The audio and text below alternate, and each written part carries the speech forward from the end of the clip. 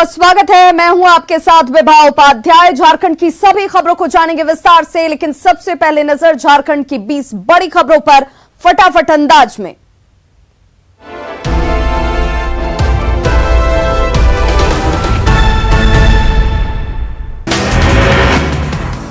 झारखंड में कोरोना मरीजों की संख्या 15,850 के पार पहुंच गई है। पिछले 24 घंटे में 734 नए मरीज सामने आए हैं। वहीं 24 घंटे में 3 लोगों की मौत हुई है। इसके साथ ही राज्य में कोरोना से मरने वालों की संख्या 145 तक पहुंच गई है। जेएमएम महिला मोर्चा की केंद्रीय अध्यक्ष महुआ माझी कोरोना पॉजिटिव निकली हैं। महुआ माझी ने खुद ट्वीट कर इसकी जानकारी दी, जिसके बाद सीएम ने ट्वीट कर कहा कि महुआ माझी के साथ जेएमएम नेता हीरालाल भी संक्रमित हुए हैं। उन्होंने दोनों के जल्द स्वस्थ होने की कामना की। झारखंड में कोरोना जांच में देरी पर हाईकोर्ट ने नाराजगी जाहिर की है। कोर्ट ने सरकार को जांच रिपोर्ट में तेजी लाने के निर्देश दिए हैं। साथ ही कहा कि रिम्स के अलावा दूसरे बड़े अस्पतालों में भी प्लाज्मा बैंक बनाने पर सरकार विचार करे। पूर्वी सिंहभूम में कोरोना मरीजों की संख्या 2500 के पार पहुंच गई है। वहीं जिले में 32 डॉक्टर और 46 अस्पताल कर्मी भी पॉजिटिव पाए गए हैं। ऐसे में कई छोटे अस्पतालों को सील किया गया है।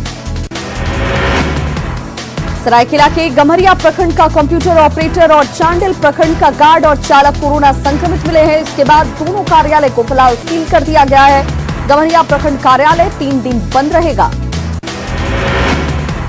गुमला के अपर समर्था समेत 2 पदाधिकारी कोरोना पॉजिटिव निकले हैं और जिसके बाद समरनालय में अपर समर्था के ऑफिस के सैनिटाइजेशन का काम किया गया, लेकिन कर्मचारी डरे सहमे हुए हैं।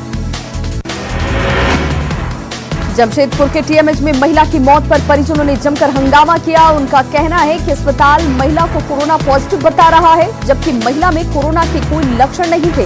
परिजनों ने अंतिम संस्कार के लिए शव देने की भी मांग की है। लातेहार के औरंगा नदी पर बना पुल जर्जर हो चुका है। पुल पर बने गड्ढे में भारी पानी भरने की वजह से गाड़ियां फंस रही हैं और ऐसे में बड़े हादसे की आशंका से इनकार नहीं किया जा सकता। साहेबगंज में बंदरगाह के पास समदा जाने वाली सड़क का हाल बुरा है और इसी सड़क से स्टोन लदे ट्रक गंगा में जहाजों पर लादे जाते हैं। स्टोन से भरे ट्रक बड़े बड़े जहाजों से बिहार के अलग अलग जिलों में पहुंचते हैं। धनबाद में 4 लेन सड़क के निर्माण में अनियमितता की बात सामने आ रही है। महुदा से राजगंज के बीच 4 लेन सड़क बन रही है, लेकिन निर्माण के साथ ही सड़क पर दरारें पड़नी शुरू हो गई हैं। अशोका बिल्डकॉम नामक कंपनी सड़क बना रही है। भारतीय रेलवे में आउटसोर्सिंग और निजीकरण के कारण दक्षिण पूर्व रेलवे में करीब 3000 पद सरेंडर किए जाएंगे, जिसमें चक्रधरपुर रेल मंडल में 132 पद शामिल हैं, जिसका रेल मेंस कांग्रेस यूनियन ने कड़ा विरोध जाहिर किया है। रामगढ़ के दुलमी में 3 दिनों से मूसलाधार बारिश की वजह से भैरवी नदी पर बना पुल डूब गया।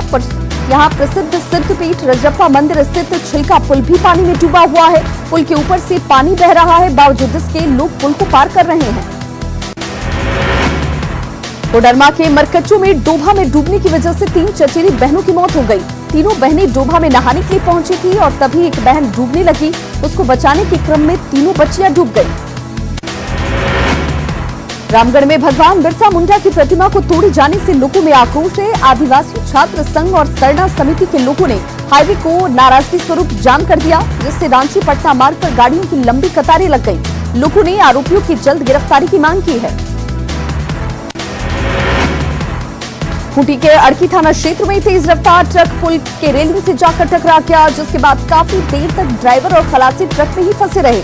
बाद में दोनों को बाहर निकालकर अस्पताल भेजा गया। ट्रक खूंटी से जमशेदपुर जा रहा था। गढ़वा में सरकारी राशि का दुरुपयोग सामने आया है। कृषि विज्ञान केंद्र की स्थापना की गई और इसके लिए बिल्डिंग बनाई जा रही है, लेकिन भवन का निर्माण अब तक पूरा नहीं हुआ। घाटशिला में सबर जनजाति के लोगों की माली हालत बेहद खराब है। उन्हें अब तक सरकारी योजनाओं का लाभ नहीं मिला और ऐसे में बरसात के दिनों में भी वे तिरपाल के नीचे और टूटी झोपड़ी के सहारे ही जीने को मजबूर हैं। जामताड़ा में NH 419 की हालत बेहद जर्जर है। बंगाल की सीमा से धनबाद के पोखरिया तक ये सड़क जाती है, लेकिन मिहिजाम में सड़क पर बने बड़े बड़े गड्ढे किसी भी हादसे को दावत देते दिखते हैं। अक्सर जाम की यहाँ समस्या खड़ी होती है। गोड्डा ब्लड बैंक में एक शख्स ने ब्लड डोनेट किया, लेकिन जांच के बाद उसके HIV पॉजिटिव निकलने की बात सामने आई।